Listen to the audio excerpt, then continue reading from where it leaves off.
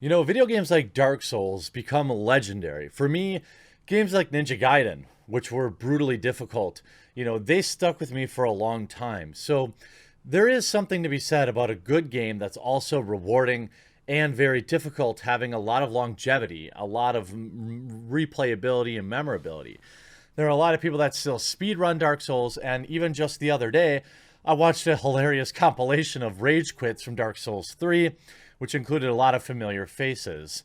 Now, every time a new video game comes out and people find out that it's difficult, we get the exact same argument. We get game journals whining that game's too hard, and then they pathetically use like disabled people to stand on and whine about it. Like, ooh, it's not really about accessibility. You've got to make games easy for everybody. Look, to be clear, I am a fan of having multiple difficulty modes in every game.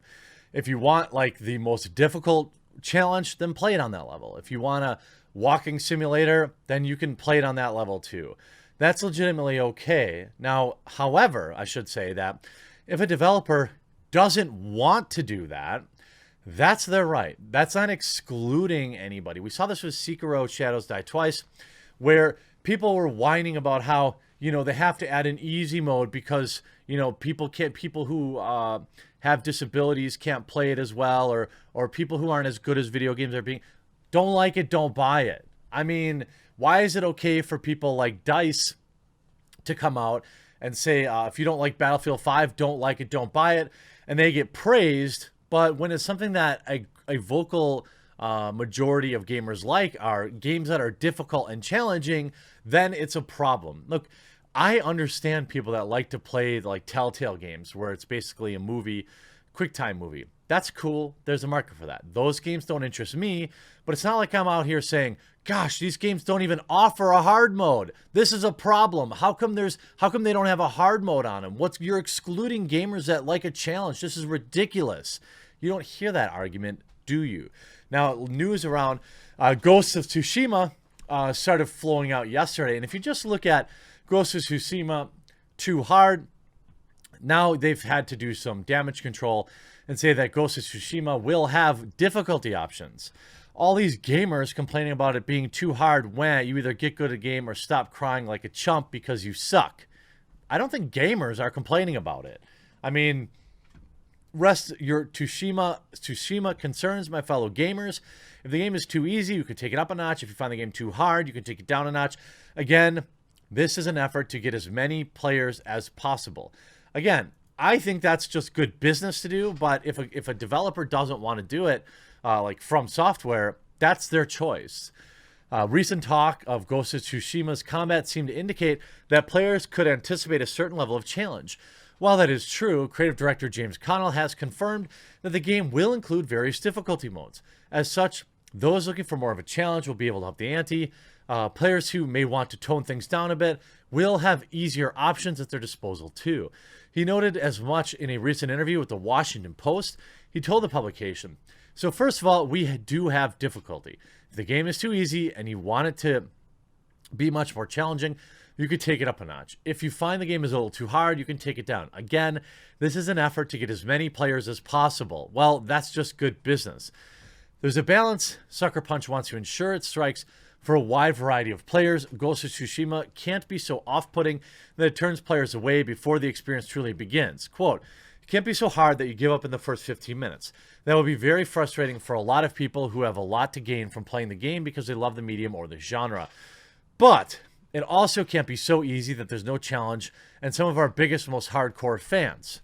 This is just a good take. This is the correct take for a video game developer. If we look at Weaponized Nerd Rage, which is a excellent. Actually, did I get unfollowed? So I'm following him now.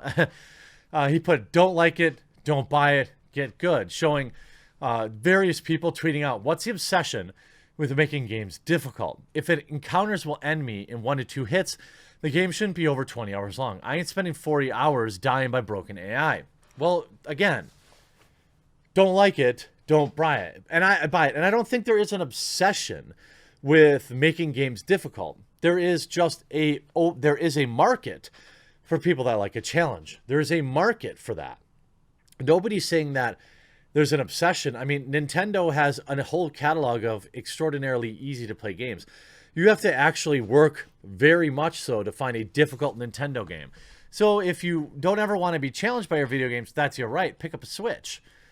You can see Dougie say, honestly, I wish I was hyped for Ghosts of Tsushima or whatever, but I'm tired of playing Dark Souls level difficulty in games.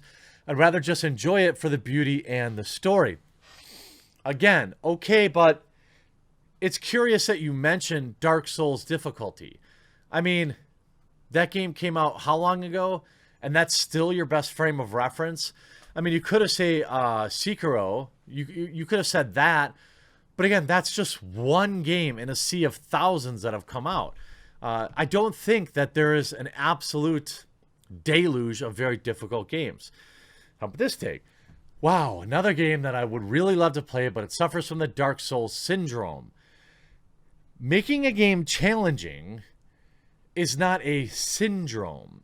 I have a whole shelf of retro games over there that you can't see, and they're all the most difficult games that I remember from my youth. I don't remember the easy ones that I just blasted right through. I remember the games that I had to rent once, twice, or even 3 times to finally beat. I remember it would be like a Friday afternoon, and you know, in the town I lived in, we've still rented our video games from the grocery store. And they would have basically one copy of a particular game. Like if a new game came out, they might have 2 copies of it if it was like something really popular. So I remember renting the Simpsons game and just getting stuck on that first level. So what did I do? I got the power, Nintendo power, and I figured out how to do it. And I went back week after week after week, trying to re-rent it, but I never got a chance. And then, you know, kids do what kids do, and I forgot about it. Now that I'm older and I have a little bit of expendable income, it was one of the very first games I purchased. And I beat it, and I felt so satisfied. You don't get that from easy games. You just don't. And so, while I argue that there's an obsession, I will say that there's a market for it. You have this one. Soulsborne is ruining video games. This game needs to be the focus of your entire life to progress. It's not a selling point for me. Again, don't like it, don't buy it. And we can look through the original IGN, IGN post here. Whoops. Let's go back here. IGN had a post where they were whining about the difficulty being too hard. I'm trying to find that. It disappeared on me now. Oh, here we go. Sucker Punch describes Ghost of Tsushima samurai combat as incredibly difficult, noting that a couple of blows from the enemy will end you. Well, that's generally what swords will do. For the crybabies in the comments, Ghost of Tsushima will include various difficulty modes. Y'all gonna drop an article about how the game needs an easy mode? I mean, you've got Bushido Blade. Ah, I remember that game. See that, and that one was also difficult. Sekiro me, I'm still stuck at the final boss. When did video games being difficult become an issue? Dark Souls, ever since every game wanted to become Dark Souls. That's just verifiably false. That's the frustrating part about this. What do you mean, every game? There's an ocean of games that have a difficulty slider. There's an ocean of games that are just easy by default. One of the most popular games on the market right now is Animal Crossing, where there's literally no difficulty. Some of the most popular games in the mobile space are time killers, gem collectors, Candy Crush. These games aren't difficult. They're designed to burn up time. So the idea that Soulsborne is ruining video games is absurd. And anyone who says that is just a clear minority. I mean, it's so, yeah, too much wind, IGN. You know, I think they shouldn't put people who can barely end the first boss to review these kind of video games. If you're bad at playing it, it's okay. And that's true.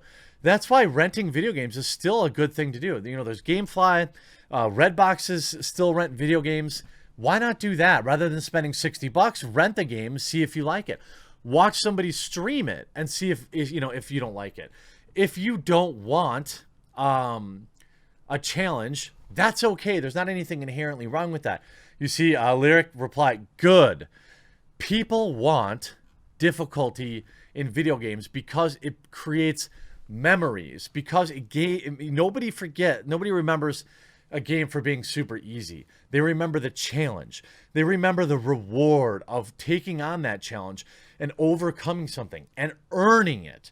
This is the spirit of why people love difficult video games. Now, we have a whole generation of people who were raised by the softest possible standards, raised by parents who have never, who experienced real hardship and wanted to make sure that their kids never experience any. So when those kids grow up and they're 20 years old and they run into a little bit of hardship, it's the first time they've ever done that. And they're wondering, they're looking for their mommies and their daddies to come make it all better. But the reality is, 20 years from now, you'll remember Dark Souls.